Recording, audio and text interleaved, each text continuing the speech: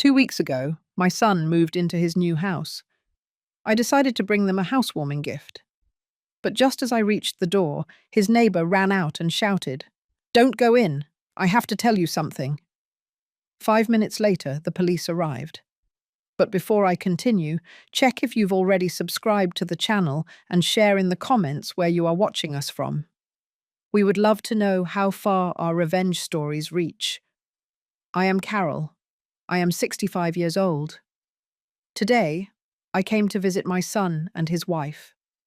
I handed the driver a few dollars, smiled my thanks, and asked him to reach for the white orchid I had carefully placed in the back seat. It wasn't just a housewarming gift. It was also my hope, a wish for good beginnings for my son, Robert, and his wife, Amelia, after so many storms. I got out of the car and took a deep breath. In front of me was their new house, a 2-story home, painted in a soft cream tone, with a white picket fence and a small lawn out front. I felt a deep warmth in my chest. The pot in my hands seemed heavier, as if it contained all my dreams.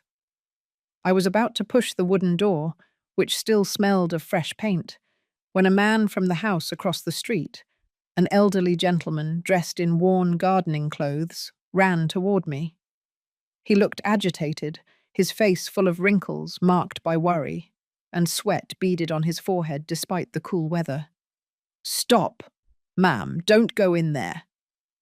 He grabbed my arm with a rough, calloused hand, gripping tightly. I was startled. He was breathing heavily. "Don't go in. I have something urgent to tell you." I froze, not understanding what was happening, not even getting a chance to ask him who he was, when a police cruiser pulled up silently in front of the house. The blue and red lights flashed without the siren sounding, filling the quiet neighborhood with a strange tension. 2 tall officers stepped out of the vehicle, their faces serious. The older man immediately released me and turned to them, as if he had just found a lifeline. He pointed to my son's house with a firm voice. "I already told you, I swear. I heard a child crying from inside there." One of the police officers approached me, observing me carefully. "Ma'am, are you a relative of the homeowner?" I nodded, confused, my heart beating restlessly. What the heck was going on? The neighbor immediately turned to me, still agitated. "I'm Mr. Henderson, Robert and his wife's neighbor. These past few days, I've heard a child crying, soft but constant, coming from their house. But I know perfectly well that they don't have children. I told myself maybe it was my imagination, that I'm old and hearing things. But this morning, the crying was heartbreaking. I couldn't ignore it anymore. I went to ring the doorbell. I knocked on the door several times, but no one answered. I was afraid something bad had happened. That's why I called the police. Every word from Mr. Henderson chilled me further inside. I shook my head, trying to calm him, and perhaps to calm myself. I smiled weakly. "You must have heard wrong. Maybe it was the television or some stray cat in the yard. My son and his wife don't have small children."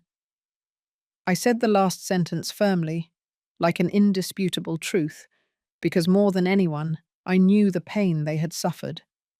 But right at that moment, a whimpering sound broke all my attempts at justification. A muffled cry, weak but full of hurt, echoed from inside the house. It wasn't loud, but in the quiet of the morning, it sounded clear, like an icy needle piercing directly into my chest. It wasn't the television, nor a cat. It was, without a doubt, the cry of a child. I stood motionless. I felt the blood stop running through my veins. My back went cold, and the pot in my hands felt like a stone. The 2 police officers didn't waste a second. They quickly communicated over the radio, and one of them went straight to the front door. He raised his hand and knocked on the wood with his knuckles. The dry sound echoed in the air. "Police! Open the door!" Silence was the only answer. "Police! Open immediately, he repeated, his voice stronger and firmer. Still no response, only the sobs, lower now, broken and full of fear. After several failed attempts to call, the officer in command gave a signal. The other took a lock-picking tool from the patrol car. A dry snap echoed in the air. The bolt broke. The door burst open. One of the police officers unholstered his weapon and entered cautiously, while the other remained on guard at the entrance. Mr. Henderson and I remained paralyzed, holding our breath. Every second passed slowly like a century. My mind was blank. I could only hear the frantic pounding of my heart within my chest. And then, a few seconds later, a voice shouted from deep within the house. "The crying is coming from the basement." The basement! Those two words were like a hammer blow to my head. My hands went slack. The pot with the white orchids slipped from my grasp and fell onto the concrete ground with a shattering crash. Dirt scattered everywhere. The white petals, once pure, were dirty and crushed. The symbol of my hope and a new beginning was nothing but ruins.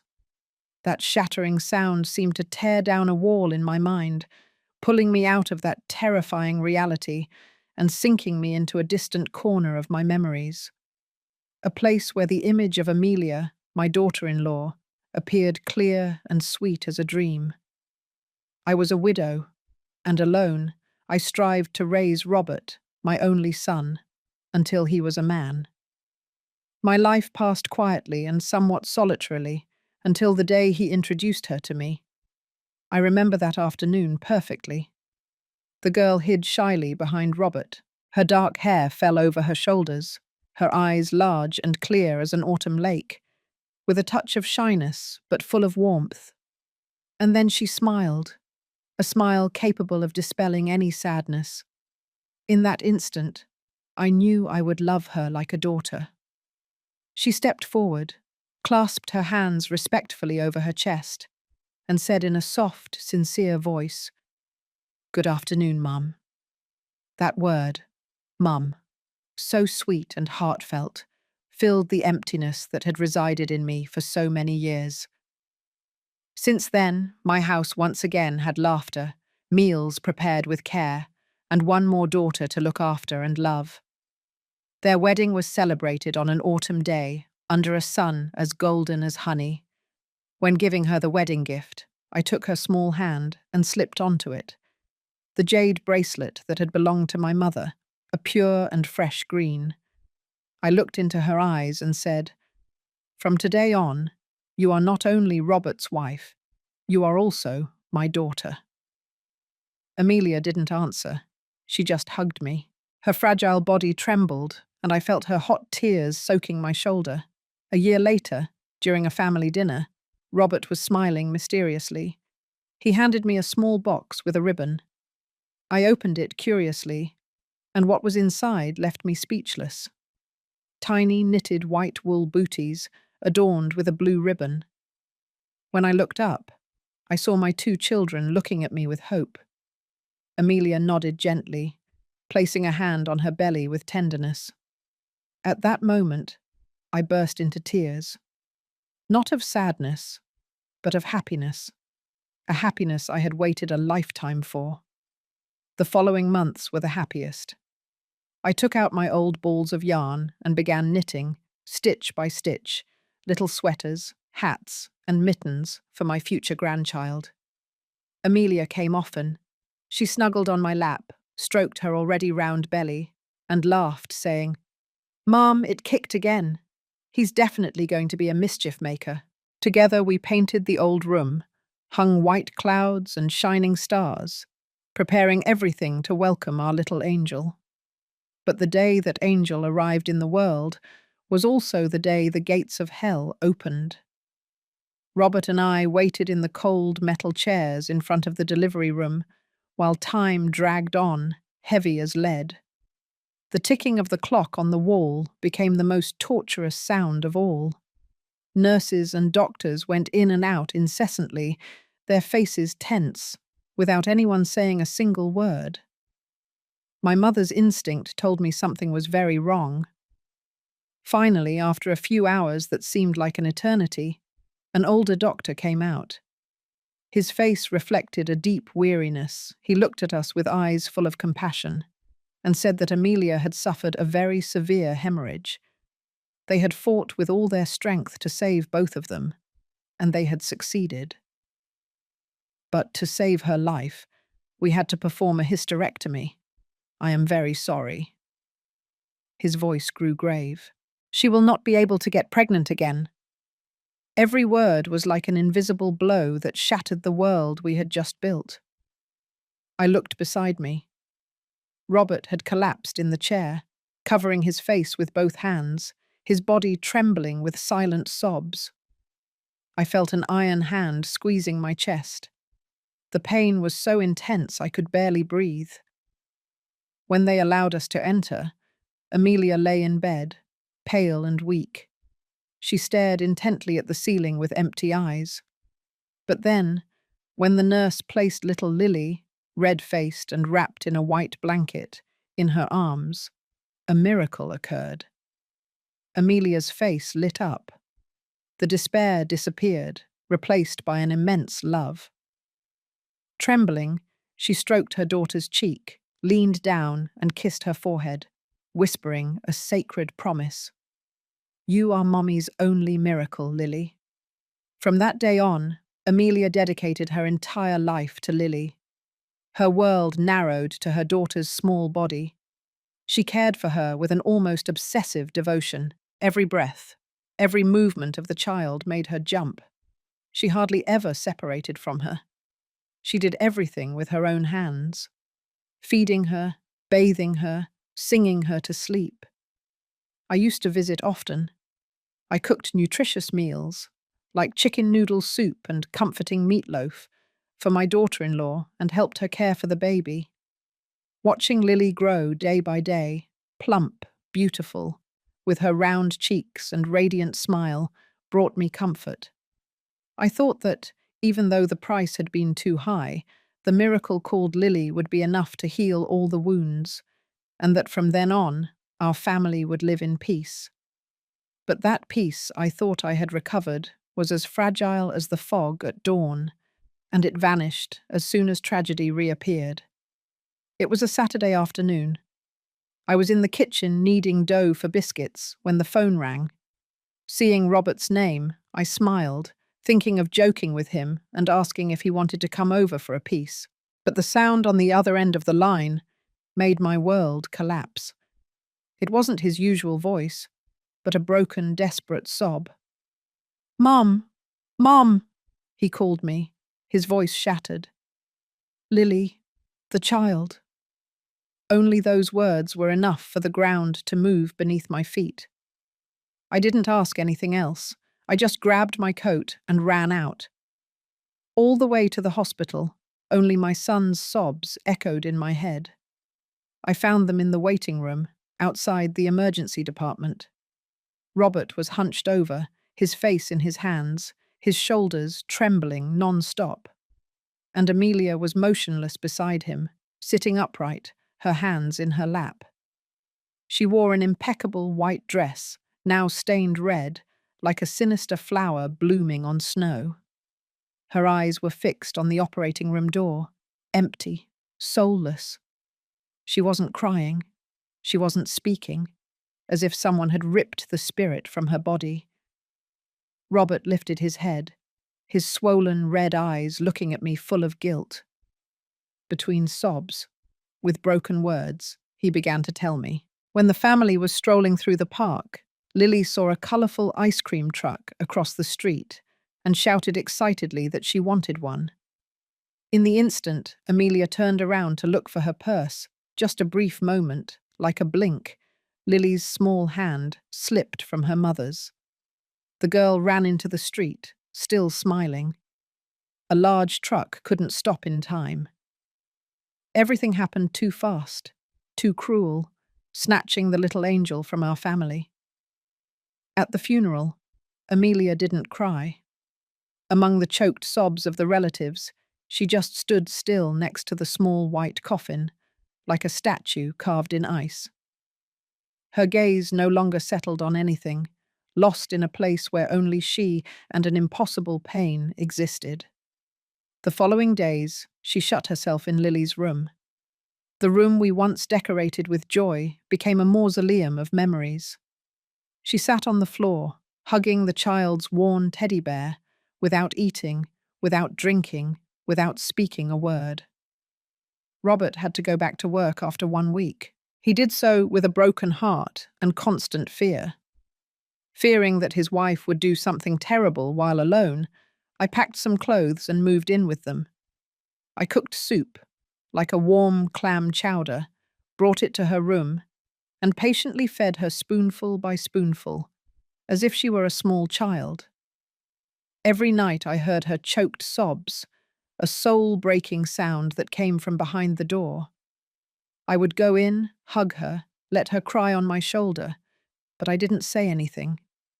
Only the hot tears kept falling silently. Approximately 1 month later, when the pain seemed to have calmed down a little, I began to notice strange signs. One day while cleaning the house, I saw a receipt from a children's clothing store in the trash can.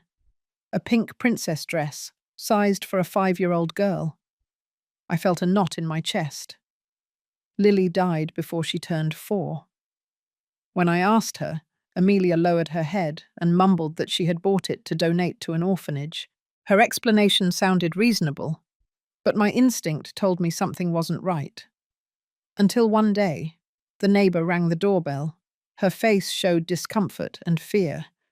She complained that Amelia stood by the fence, staring intently at her granddaughter as she played in the yard. "That girl's look," she said, "had something intense, a mixture of hunger and sadness, and it scared me." Amelia was quick to apologize, saying she just missed Lily too much.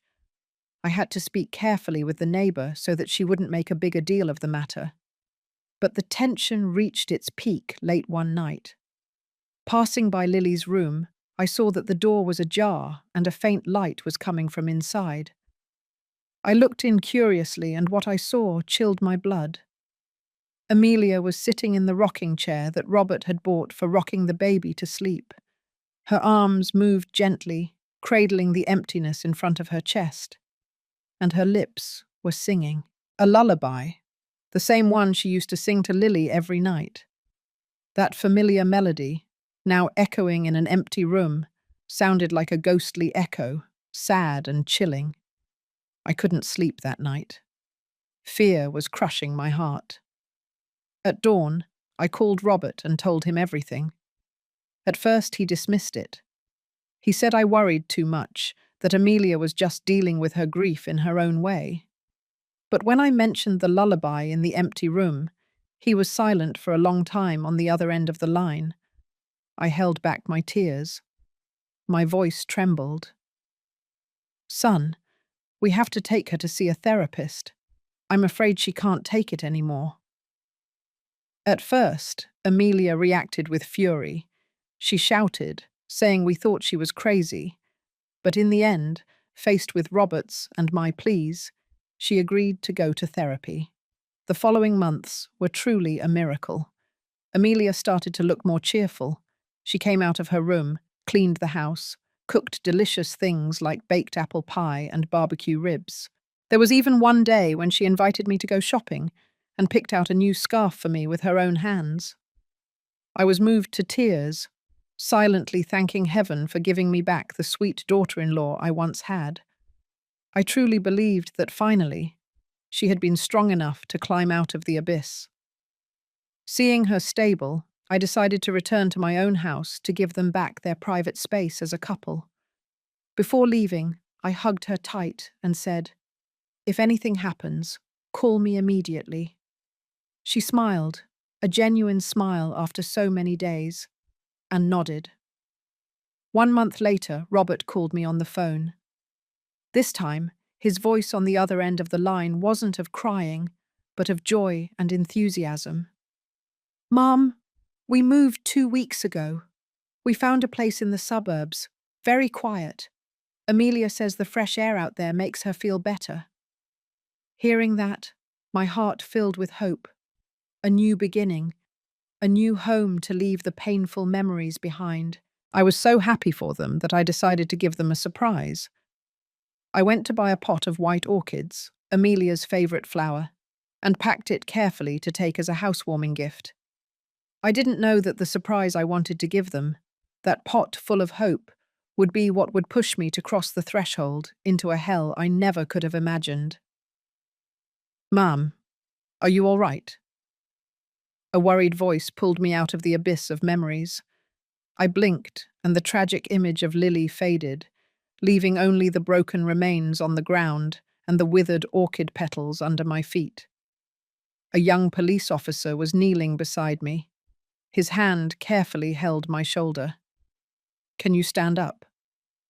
He helped me to my feet. My legs felt so weak, as if they had no bones. My body was trembling. I had to lean on the railing to maintain my balance. All the sounds around seemed muffled. My gaze was fixed on a single point. The basement door, wide open like a black mouth, ready to swallow everything. At that moment, the other officer came up from the basement. Each of his steps on the wooden stairs echoed with a sad, dense weight, and then he appeared fully in the light. In his arms, he carried a small girl. The girl wore a faded and old pink nightgown, her bare feet covered in dust. Her brown hair, tangled and matted, covered almost her entire face. She wasn't crying. She wasn't screaming. She was just trembling uncontrollably in the police officer's arms. Her eyes were wide open, distraught and empty, staring straight ahead without seeing, as if she had witnessed something so terrifying that she could no longer react. In one hand, she clutched a worn stuffed bunny with one ear torn off, as if it were the only lifeline she had left in the world. A newly arrived female officer quickly approached and covered the girl's fragile little body with a light blanket. She turned to me, her voice trying to maintain professional calmness, although I could notice the tremor behind the words. "Ma'am, do you recognize this child?" I stared at the little girl's dirty face, her large eyes, her wide forehead, her small chin. I searched for any familiar feature, a spark of hope that would give a logical explanation to all of this. But no, that face was completely unknown to me. I shook my head without thinking, my throat dry, unable to utter a word. "Then, do you know why this child was in your son and daughter-in-law's house?" the officer continued. That question was like a knife thrust directly into my heart. What could I answer? I knew nothing. I could only stand there, in silence, feeling helpless and guilty for no reason. At that moment, an ambulance and another police car stopped in front of the gate, breaking the heavy silence.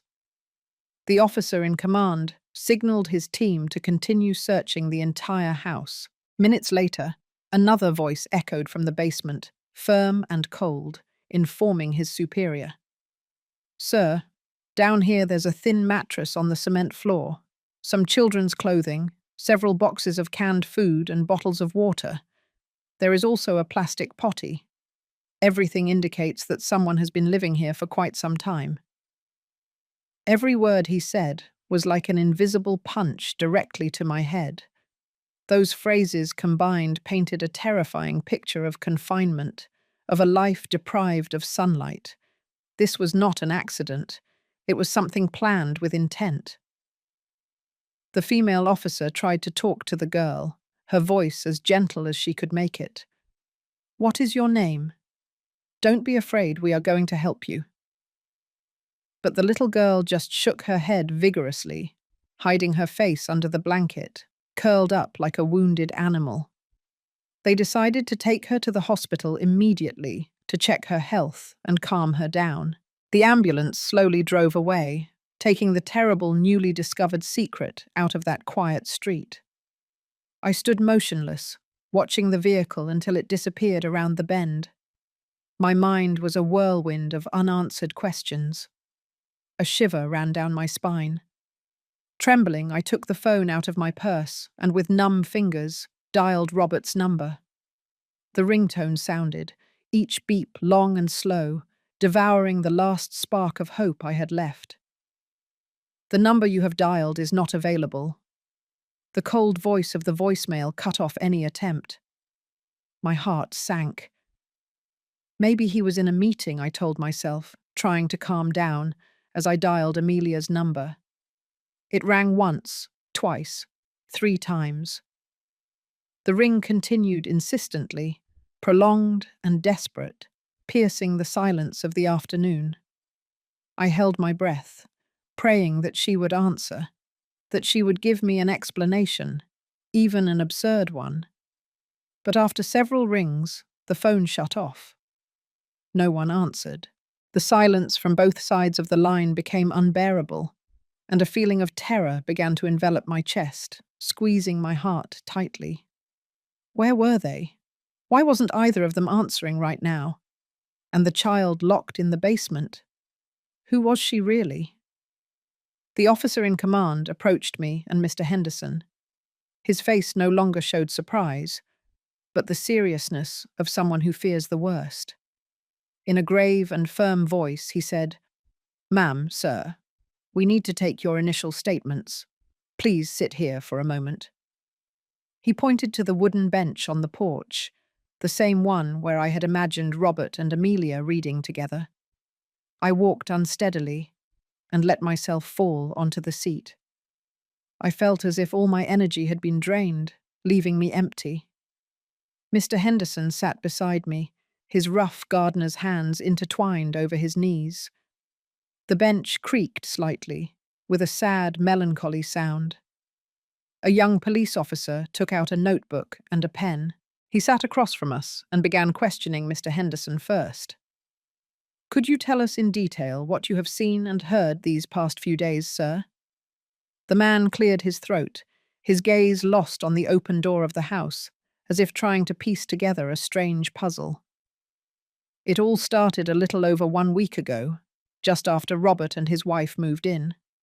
Every night, young man, without fail. Around 10 p.m., when the whole neighborhood was already quiet, I would hear a soft lullaby coming from that house next door." "A lullaby?" the police officer repeated while writing non-stop. "Yes, a very familiar lullaby." I felt my heart stop for an instant. He continued. "It was a woman's voice, very low, barely a whisper, but since the nights here are so quiet, it was clearly audible. The melody repeated over and over, but the strange thing was that sometimes, between the song, I would hear a child's muffled cry, a contained cry that was immediately silenced, as if someone was afraid of being heard from outside. A knot formed in my throat, the familiar lullaby, the silenced crying. In my mind, the melody Amelia sang to Lily countless times began to play. A tender melody, full of love, which now, in Mr. Henderson's words, had become a sinister and disturbing sound.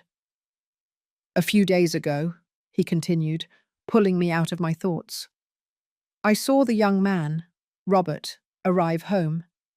When he came out to the garden to water the new potted plants, I approached to say hello. I asked him directly, 'Do you have visitors? A child, perhaps?' He smiled, a tired smile, but he dismissed it. He told me, 'Of course not. You must have misheard some neighbor's TV. We don't have children.' He said it so convincingly that I chose to keep quiet. I thought maybe I'm old and hearing things that aren't there." Hearing that, a mixture of sadness and disappointment washed over me. Robert, my son, had been warned, but he dismissed it. He was so absorbed in his work, in his own problems, that he didn't realize the turmoil brewing inside his own home. But this morning, there was no longer room for doubt. Mr. Henderson's voice became firm. His eyes reflected determination. I was pruning my rose bushes when I heard a heartbreaking scream. It was a child's voice, clear and desperate. It shouted, "Help! Help!" Only 2 words, and then silence, as if someone had covered its mouth. It was at that moment that I knew I couldn't keep waiting. The young police officer looked up from his notebook. Before that, besides the singing and the crying, did you notice anything else strange? Mr. Henderson nodded thoughtfully. Yes, last week there was also a scream, but it was an adult's.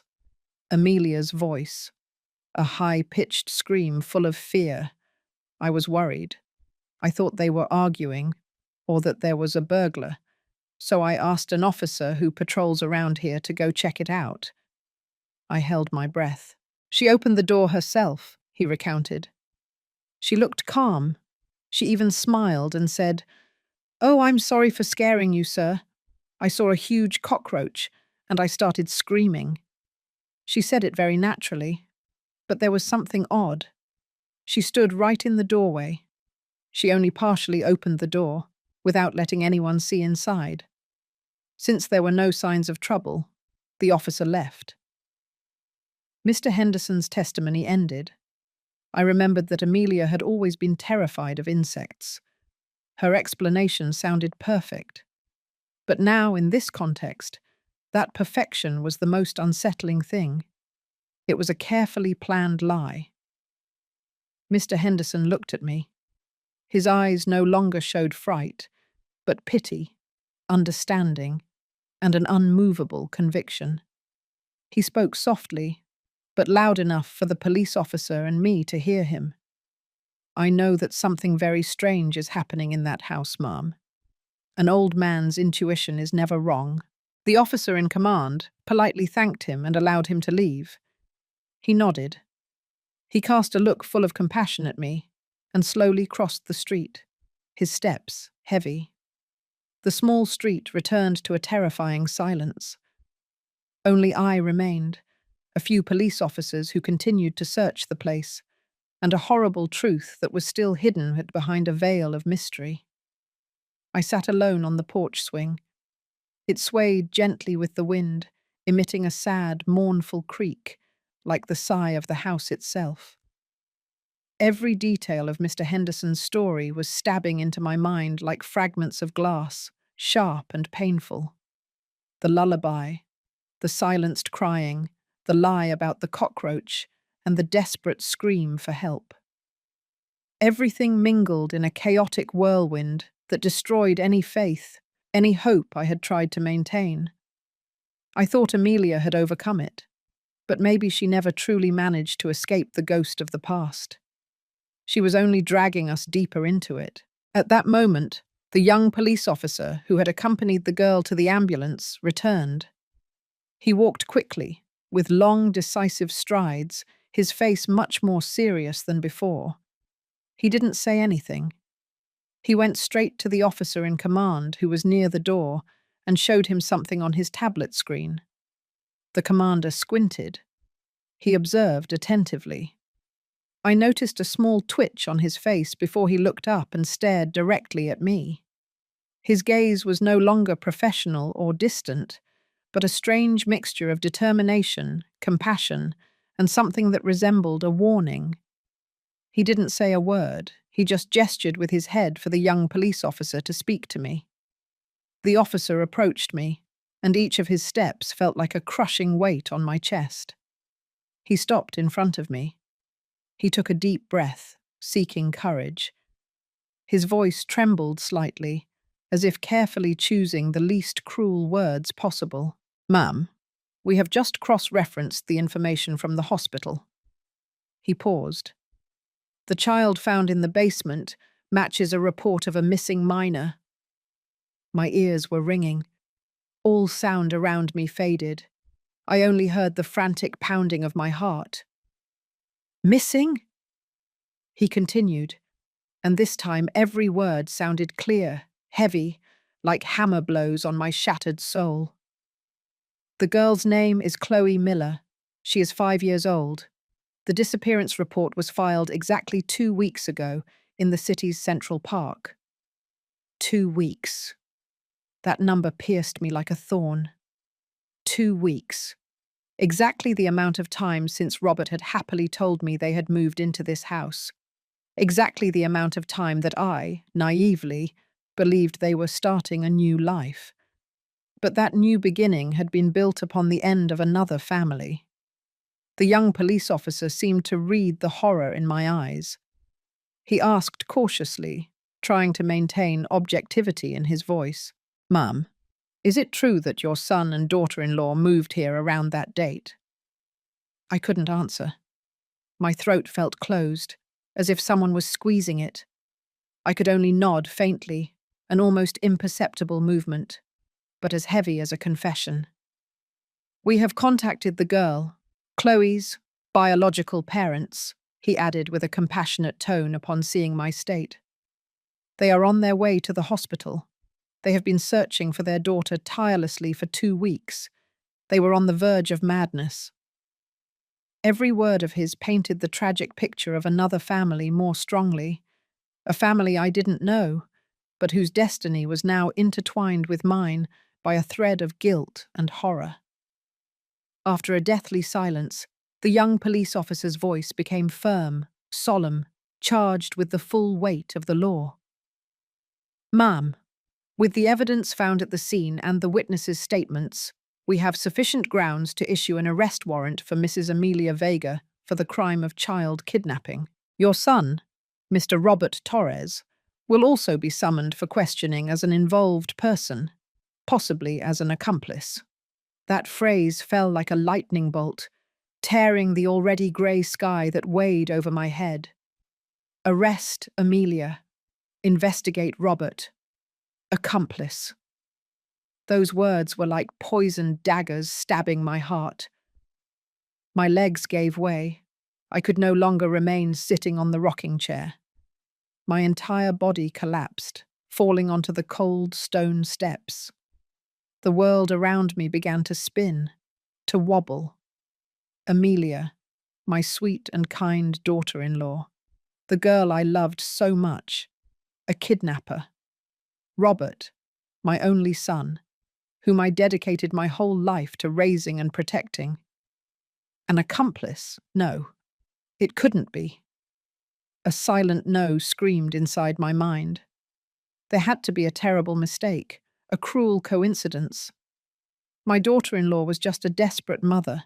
She couldn't have done something so monstrous. My son was just a distracted husband, not a criminal. But the faint cry of a child was real. The secret room in the basement was real. Mr. Henderson's testimony was real. And the missing little Chloe Miller was also real.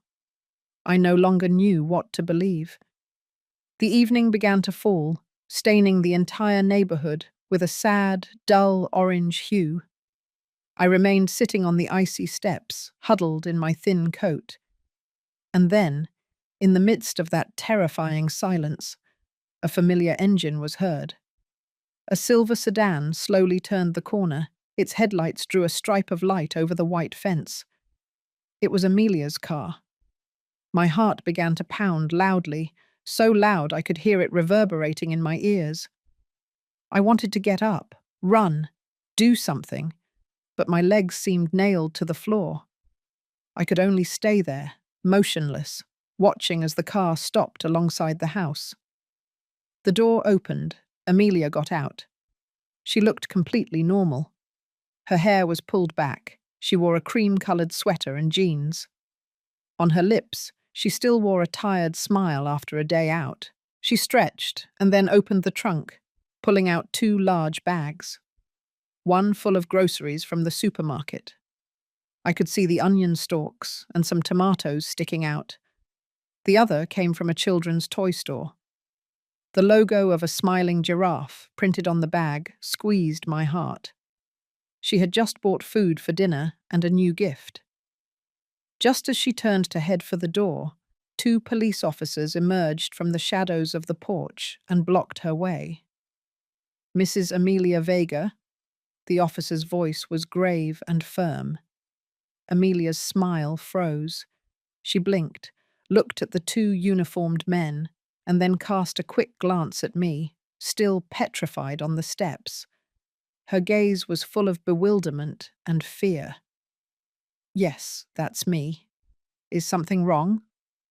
The police officer didn't answer immediately. He just held up a paper in front of her. "You are being detained on suspicion of child kidnapping." Crash! The two bags fell to the ground. The carton of milk broke, and the white milk spread over the cement like an open wound. Red apples rolled across the floor. One reached my feet and stopped there, bright and silent. "Kidnapping? What? What are you saying?" Her voice trembled, rising in pitch until it cracked the air. She shook her head forcefully. Her perfectly pulled-back bun began to loosen, letting some stray strands fall. "No, that's not true. She's my friend's daughter. She travelled for work and asked me to look after her. There must be some mistake." She looked at me, with the eyes of a cornered animal, full of fear and pleading. "Mom, tell them the truth. Tell them I didn't do anything wrong. I was just looking after her for a few days. My friend is coming back soon." My heart broke. A part of me screamed that I should believe her, that I should get up and tell them it was all a horrible misunderstanding. But the coldest, most rational part knew it was all a desperate lie. The officer in command shook his head. His voice was harsh and sharp, leaving her no thread of hope. "Mrs. Miller and her husband reported their daughter, Chloe's, disappearance 2 weeks ago. They never travelled for work, and according to records, they don't even know you. There is no way they would have asked you to look after her." All hope, however minimal, crumbled within me. I remained motionless, unable to utter a word. I could only look at my daughter-in-law. Her face was pale, her lips trembled, but no sound came from them anymore. At that moment, the phone inside my coat began to vibrate strongly. In the absolute silence of the place, the buzzing sounded deafening. Trembling, I took it out of my pocket. The name Robert appeared on the screen. As if clinging to a lifeline, I answered with a shaky voice. "Mum, sorry. The meeting ran longer than expected. I called you several times, but you didn't answer. Did you want to tell me something? Is everything all right at the new house?" His voice sounded cheerful, carefree, without imagining the tragedy unfolding in what he called his new home. That innocence was like a stab in the chest. I took a deep breath, swallowing the knot in my throat, trying to keep my voice from breaking. "Robert, come home right now. There is a very serious problem here." I paused, gathering all the strength I had left. "Amelia, the police have taken her away." On the other side, there was only a deadly silence, so long that for a moment I thought the call had been disconnected. Finally, I heard his voice, stunned, full of fear and disbelief. "What? What did you say? They took her away. Why?" I'm on my way. Mum, please, stay calm." The call was cut off. In front of me, they placed handcuffs on Amelia. The sound of the metal clashing was as harsh and final as a sentence. She no longer resisted. She no longer screamed. She just stood there, crying silently, with tears streaming down her pale cheeks. When the two officers put her into the patrol car, she turned to look at me one last time. In her eyes, there was no resentment, only a total emptiness, a bottomless aspiration, as if her entire world had crumbled in front of me. The car started, taking my daughter-in-law, her terrible secret, and everything I once believed to be true, slowly disappearing into the darkness of the night. 2 hours later, Robert and I were at the police station. The place was cold and desolate, lacking all human warmth. The white light of the fluorescent tubes fell onto the ivory-colored walls, making everything look even sadder and lifeless. The smell of old papers and disinfectant hung in the air, a mixture of order and tragedy. Robert and I sat on the hard plastic seats across from the interrogation room, waiting in silence. He had arrived running after my call, still wearing his tie. His expensive suit was now wrinkled and out of place. His face, pale from shock and fear, couldn't stay still.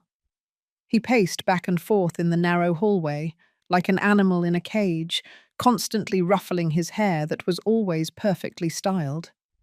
Every step he took echoed loudly on the tiled floor, loaded with all his helplessness and despair. A long time passed until, when the waiting had drained what little strength I had left, the door to the interrogation room opened. The officer in command came out, looked at us, and said, "Mrs. Vega has agreed to make a statement. She wants her family present. Please come in." Robert practically lunged inside. Inside, Amelia was sitting in a metal chair across from a female police officer with a kind face. Her hands were no longer handcuffed, but she looked so small and fragile, lost in that spacious and empty room. She wore the same clothes she had returned home in, that cream-coloured sweater that now seemed out of place. Robert ran toward his wife, trying to take her hand, but another police officer gently stopped him. "Please, remain calm." The female police officer spoke to Amelia in a soft voice, as if addressing a lost child. "Could you tell us why little Chloe was in your house?" Amelia slowly lifted her head. Her eyes were red and swollen from crying so much, but they no longer showed the frantic desperation from before.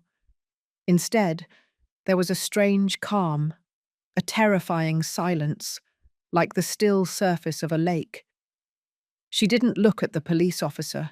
She looked directly at me, and with a trembling but clear voice, every word pierced my heart.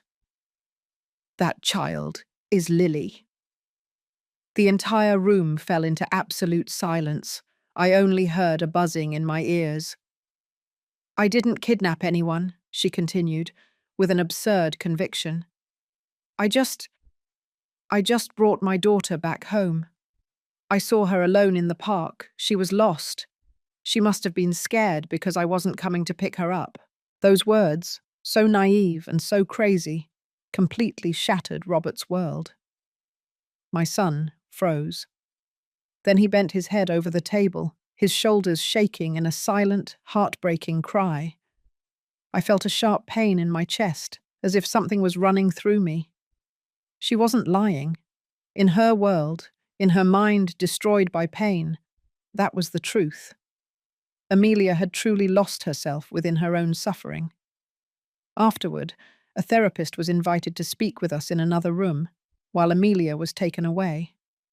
The woman had kind eyes and a warm voice.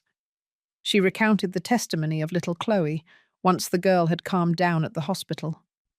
It was the truth from the perspective of another mother, the girl's real mother. She said, 2 weeks ago, while playing alone near the park's slide, Chloe met Mrs. Amelia.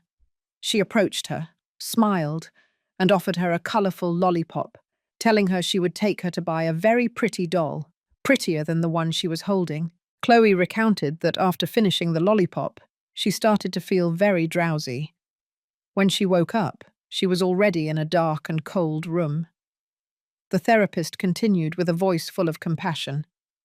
Amelia taught her to call her mum. When Chloe cried asking for her parents, Amelia didn't scold her. She just hugged her, stroked her, and told her, "Your parents are working very far away. But don't worry. From now on, I will take care of you." The girl couldn't leave the basement, but Chloe said that Mom Amelia never hit her or hurt her. On the contrary, she bathed her, combed her hair, read her stories, and sang her lullabies every night. The way she cared for her was so sweet, so maternal, as if she were her own daughter. I listened to that with a lump in my throat. The tears I had been holding back since the afternoon began to fall uncontrollably. In my mind appeared the image of Amelia patiently brushing the hair of an unknown child, humming the same lullaby she used to sing to Lily. I felt a mixture of anger, compassion, and sadness for both girls. One who was gone forever, and another who was also almost lost in my daughter-in-law's twisted world. Robert lifted his head. His red eyes looked at me full of despair and guilt. He was no longer crying. His voice, hoarse and broken, barely came out.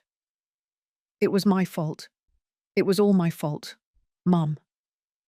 He took my hand. It was ice cold. If only I had taken better care of her. If I had noticed the strange signs you told me about. If I hadn't been so obsessed with work. If I hadn't left her alone fighting against her own demon day after day, none of this would have happened. Every word of his was like a knife stabbing my chest, because I was also to blame. I thought a few months of therapy would be enough, that a new house could erase everything. We were naive, blind to a wound too big, too deep. And now, my entire family had to pay the price. The day of the trial dawned as grey as my heart. The courtroom was spacious, panelled with dark wood, with a solemn and cold air that made me feel like even my breath was freezing. Robert and I sat in the front row, reserved for the defendant's family. My son was rigid, tense as a string about to snap. His eyes, sunken and reddened from so many sleepless nights, were fixed on the door through which Amelia would soon enter. On the other side of the aisle, in the area designated for the victim's family, were the Millers, little Chloe's parents. I didn't dare look directly at them. I only managed to see out of the corner of my eye how the mother clung to her husband's arm, trembling every time the prosecutor mentioned Amelia Vega's name. Their pain was a living flame that ignited the air, also consuming the last bit of courage I had left. I was the mother of the one who had caused that suffering. I knew that guilt would accompany me until the end of my days.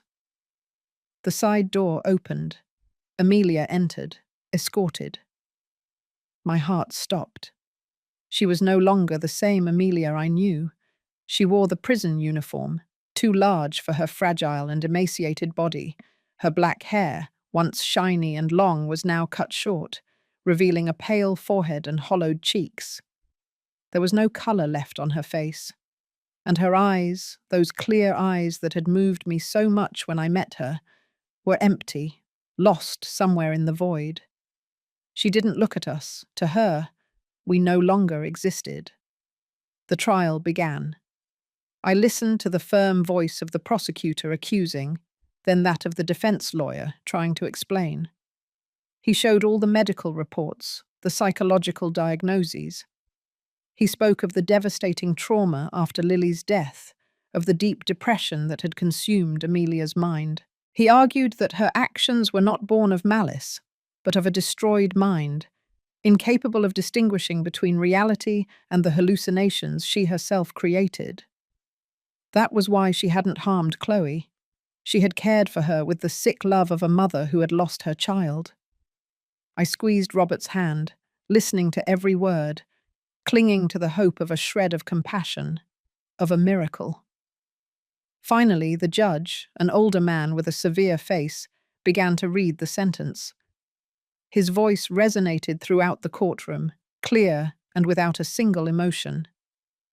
After considering all the mitigating circumstances from a psychological standpoint and the aggravating factors due to the seriousness of the crime, the court sentences the defendant, Amelia Vega, to 20 years in prison for the crime of child kidnapping. Concurrently, during her time in prison, the defendant must undergo mandatory psychiatric treatment in a specialized center until a finding of stability is issued by the medical board. The dry thud of the gavel echoed coldly on the table. Everything was over. 20 years. A definitive sentence. Robert collapsed in his seat, covering his face with his hands.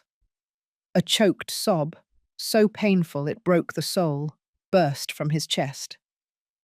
When the two police officers escorted Amelia past our bench, he stood up abruptly and shouted, his voice broken by tears. "Amelia, forgive me. Forgive me, Amelia. I wasn't with you when you needed me most." Amelia, who until that moment had walked like a soulless machine, paused for 1 second. Just 1 second. She didn't turn around, but I saw her thin shoulders tremble slightly. She barely nodded, with an almost imperceptible gesture, and continued walking. Her small, solitary figure was lost behind the heavy wooden door. After the trial, I had to support Robert, who was almost without strength, and lead him to sit on the cold stone steps in front of the courthouse.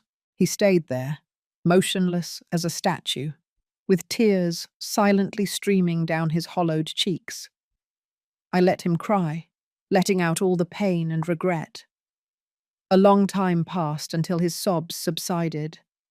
Then I asked him in a low voice, mine also hoarse from weariness and sorrow, "Why, Robert? Why did you know nothing during those 2 weeks? Where were you?" He lifted his head and looked at me with guilt in his eyes. "I was travelling, Mum. The company had an important project, and they sent me to oversee a new branch. I only came back for 1 day that weekend, the same day I spoke with Mr. Henderson." He paused before continuing, his voice broken. "That day Mr. Henderson mentioned the lullaby to me, but I just laughed, thinking they were the ramblings of a confused old man. Amelia, she kept cooking for me, kept smiling, asking me about work. She didn't seem different, just a little quieter. I was so naive to believe that everything was fine, that she was recovering." He clenched his hands tightly. "I was only home that day, and then I left again. I didn't even go down to the basement, Mum." I looked into his eyes, feeling how pain, disappointment, and rage mixed inside me. "You were too indifferent, Robert. Too much. Your wife lost her only child, lost the ability to be a mother, and you left her alone, fighting the demon within her. The crime she committed is unforgivable, but our guilt, yours and mine, is not having seen her suffering sooner. We also pushed her, without realizing it, toward this tragedy." Every word that came out of my mouth was like a stab, not only in his heart, but also in mine. Robert didn't answer. He just remained silent as the tears fell again. Then he took my hand. His hand was cold as marble. "From now on, I won't let you feel alone like Amelia. I promise you." Months later, the last autumn leaves fell, giving way to the first cold winds of winter. Robert decided to sell the suburban house, where every corner and every step was permeated with horrible memories. He didn't want to keep anything that could remind him of that nightmare. He packed a few belongings and moved in with me to the old family home where he had grown up. My little house, after so many years of solitude, was once again filled with warmth and life. My son had changed. The promise he made to me outside the courthouse steps that day was not an empty promise. He turned down all the long work trips, even though it might affect his career. At 5 o'clock in the afternoon, I would hear the sound of keys in the door again, and Robert would enter, with a somewhat forced but sincere smile. One day I saw him fumbling in the kitchen, wearing my apron and holding my old recipe notebook. He was trying to prepare a New England clam chowder, the dish Amelia used to love. The result was a terribly salty soup, but seeing his clumsiness and the look of effort in his eyes, I felt a lump in my throat. We started having dinner together every day at the old table my husband had left us. We talked about unimportant things, his work, my neighbours, the weather. For the first time in many years, after living in the solitude of a widowed mother, I felt that I was no longer alone. We, mother and son, were learning to heal together. One Sunday, the rare winter sun peeked through the window. I got up early, prepared a pot of chicken soup, and baked some sweet potato biscuits. I packed them carefully in a wicker basket and told Robert I wanted to visit Amelia. He was reading the newspaper. He stopped when he heard me. A deep sadness appeared in his eyes. He nodded. "Take care, Mum. Send her my regards." He paused and continued in a hoarse voice. "And tell her I'm sorry. I don't have the courage to look her in the face." The rehabilitation centre was in a quiet rural area, far from the city noise. There was a large garden, full of flowers and trees. Amelia looked much better than I imagined. Her skin had a little more colour. Her hair, which was once short, had now grown out, and she wore it pulled back with a clip. We sat on a bench under a climbing vine of purple bougainvillea.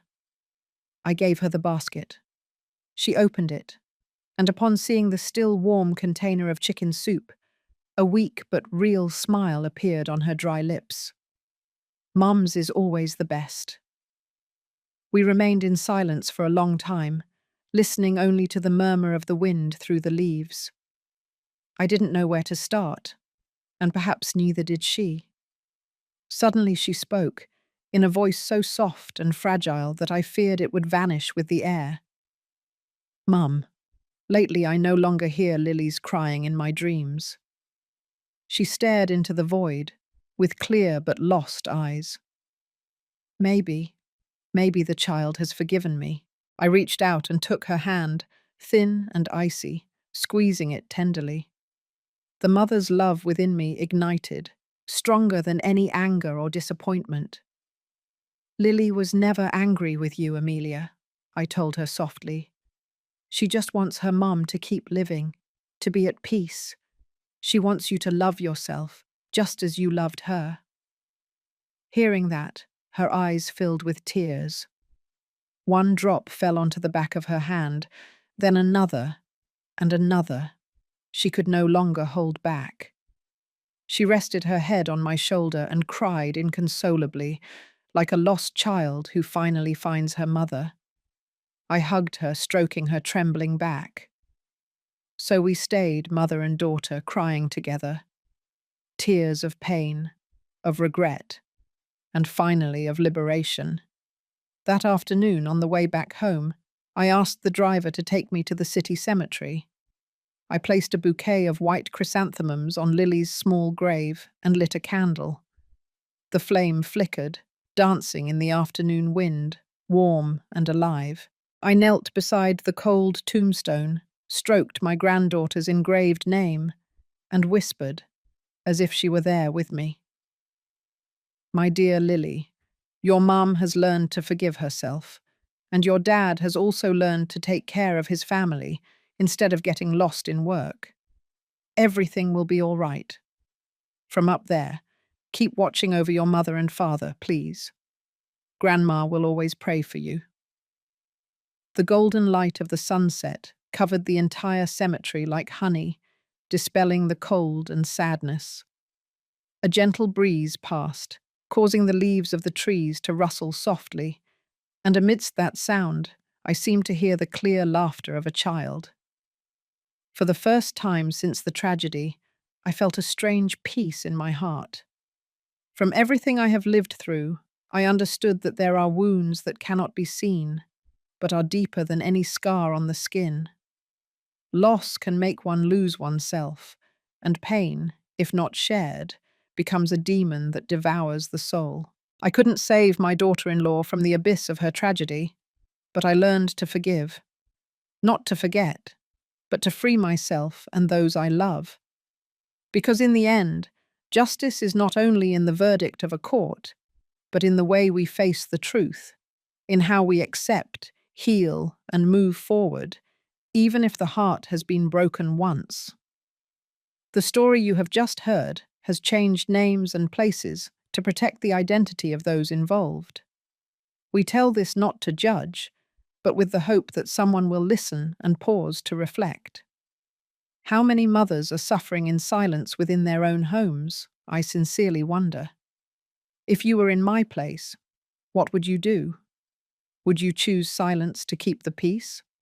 Or would you dare to face everything to reclaim your voice? I want to know your opinion, because every story can be a candle that illuminates the path for others.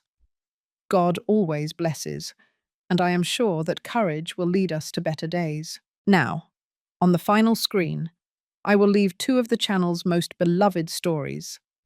I am sure they will surprise you. Thank you for staying with me until this moment.